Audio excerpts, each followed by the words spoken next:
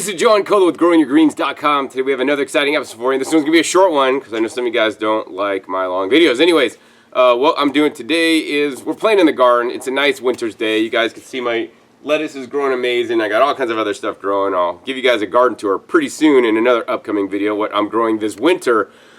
But today we're going to talk about mint, right? And I only recommend and encourage you guys to grow mint in containers, right? And in this case, I'm growing mint in a self-watering container, actually called a Growums, which is like an earth box. I got for 10 bucks at Lowe's. That was a long time ago, so those are no longer available. I also grow mint in other kinds of pots in different areas of my garden. But I only recommend you guys grow mint in containers or pots. Don't just plant them in the field or in your raised bed and all this kind of stuff, because some bad stuff is going to happen. So let me show you guys what happened to some mint that escaped my containers that got into one of my raised beds. So one of the things you don't want to do is you don't want to plant mint in a raised bed, right? I see newbie gardeners do it when I go over to other places. Sometimes they just planted some herbs. And of course the little mint, when it comes in a little nice little 4-inch pot, looks so nice and tame and tender until you plant it in your raised bed and then it sprawls and takes over. So I mean, you guys weren't here yesterday and I started this video the second day. But basically yesterday, this whole bed basically looked like this little half that I didn't yet get to work on. It was full of mint plants. Now luckily for me, we get cold weather into winter time, and the mint doesn't like when it's too cold. It'll continue to live, but it really doesn't like it, so the growth slows down a lot. So now I'm actually taking care of it. But what happened is the mint got into this bed somehow, and I let it grow, and I'm like, oh yeah, mint, it's nice. It's serving me, right? The mint is serving me. I'll harvest the mint. I'll make green smoothies out of the mint. I love mint. It's good.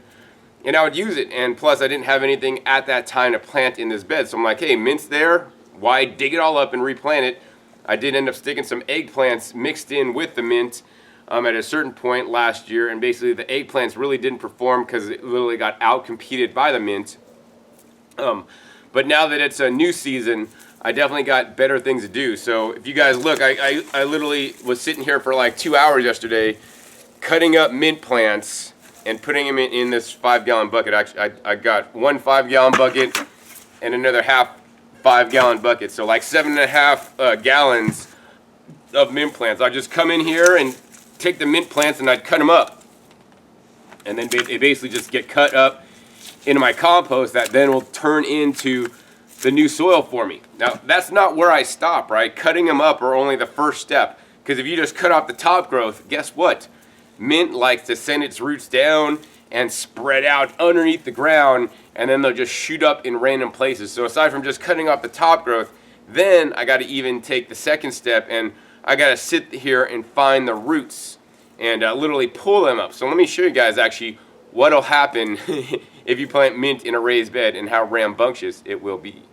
So the crazy thing about mint is that it sends out runners, and these are basically like little roots that basically go through the whole like soil area of whatever it's contained in, or in this case, not contained in. It's contained to this whole raised bed, so it's basically spread out and took over the whole thing. But I want to show you guys what happens is, so you can see this is like the mint plants up here, and if I pull these mint plants up, you know, that's all right. They basically come up, and I could compost these, but what you're not seeing is right down in here. Now look at the soil here. I don't know if you guys can see that super clearly, but if I just take my finger and kind of dig up underneath the soil here, wow, this is crazy. If I just pull up the soil here, we got these long roots that like go in every direction. You can see it's coming up here. You can see like all these roots are just all up along here. I mean, this is like super long mint roots right here. I mean, this is just some of it. And I didn't even get it all. I mean, I'm feeling roots down in here that I can't even pull up. It just goes down and down.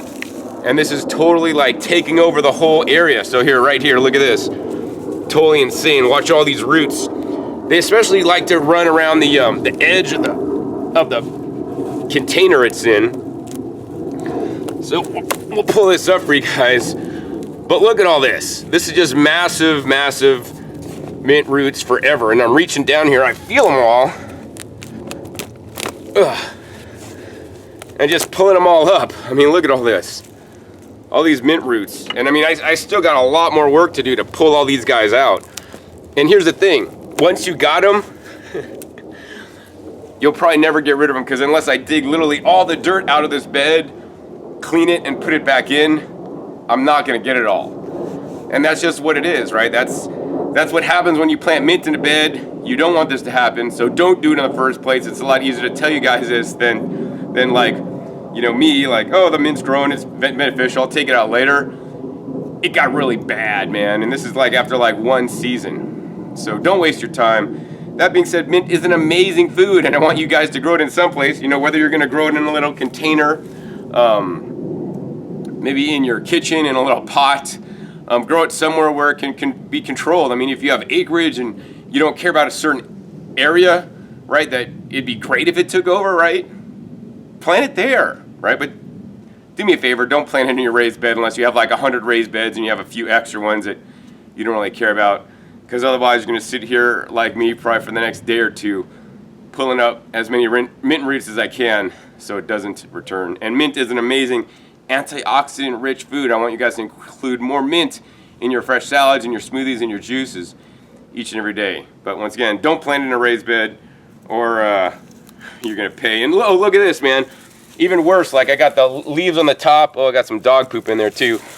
But if we just scrape back some of the dirt on the top of this soil, you could see like literally we have a highway of the mint roots. I mean, here, mint root, mint root, mint root, mint root, mint root, mint root, mint root, mint root. Like it's basically like everywhere there's all these little mint roots.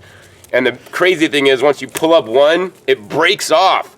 So now you basically are dividing the mint root for itself, and it's just gonna keep growing into more pieces. So mint, don't do it in a raised bed. That's pretty much today's episode.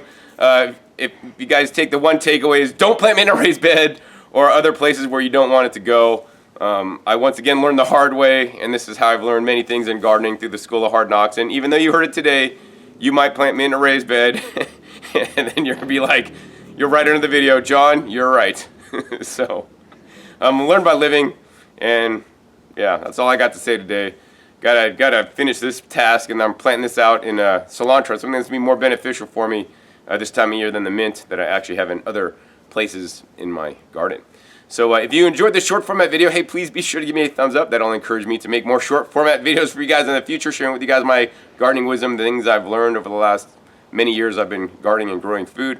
Also, be sure to click that subscribe button right down below so you don't miss out on any of my new and upcoming episodes I've coming out about every 3 to 4 days. You never know where I'll show up or what you'll be learning on my YouTube channel. And be sure to check my past episodes. My past episodes are a wealth of knowledge, over 1,300 videos at this time, teach you guys all aspects on how you guys can grow your own food at home. Also, be sure to share this video with other fellow gardeners so that they don't make this mistake. So with that, my name is John Kohler with growingyourgreens.com. We'll see you next time. Until then, remember, keep on growing.